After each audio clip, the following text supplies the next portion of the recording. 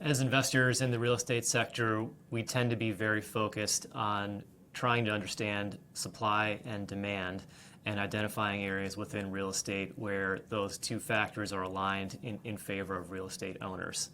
For us, one key driver of demand is demographics.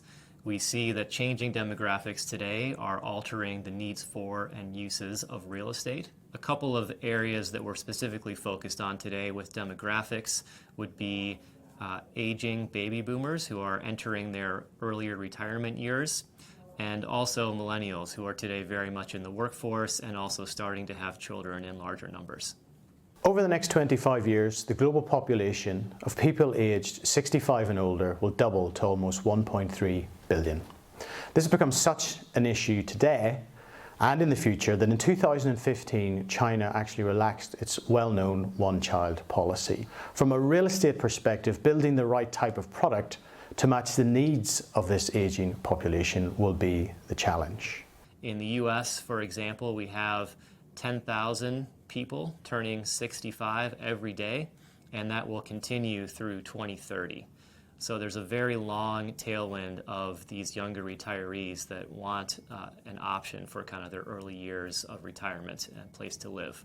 The area within real estate that we think is best positioned to benefit from baby boomers today is age-restricted manufactured housing. There tends to be some misconceptions around exactly what is a manufactured housing community.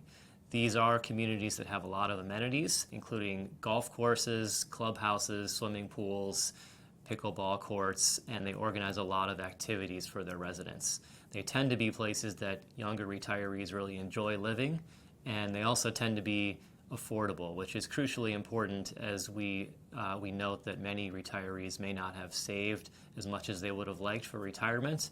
There's also very little supply being developed of these manufactured housing communities.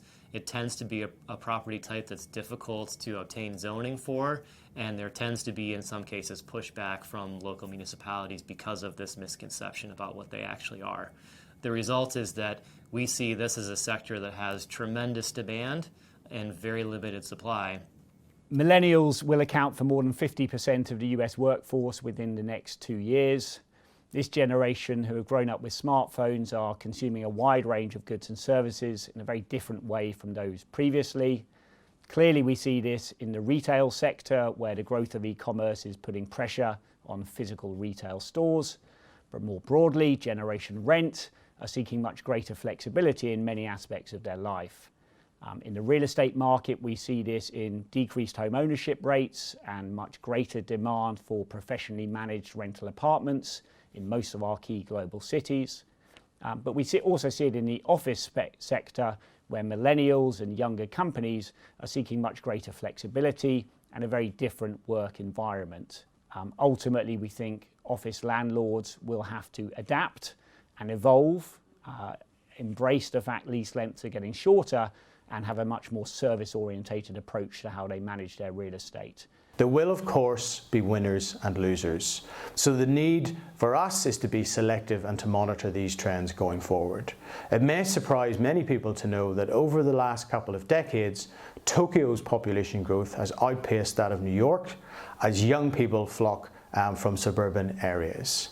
In the US over the last decade, the larger shifts have actually been away from major coastal cities like New York and LA, but also Chicago. Interestingly, this is true both for young people, so those in the 25 to 34-year-old age bracket, and those aged 55 and above. Younger people have been moving out of these cities because they've become too expensive and moving to cities like Houston, Denver and Seattle. Older people have moved again away from these cities into cities such as Phoenix and Tampa over the last 10 years. So when we're looking at companies today, we're really looking for the best assets in the best locations that we think will be the most resilient, but we're also spending a lot of time in management teams understanding if their business model is adapting to this changing backdrop.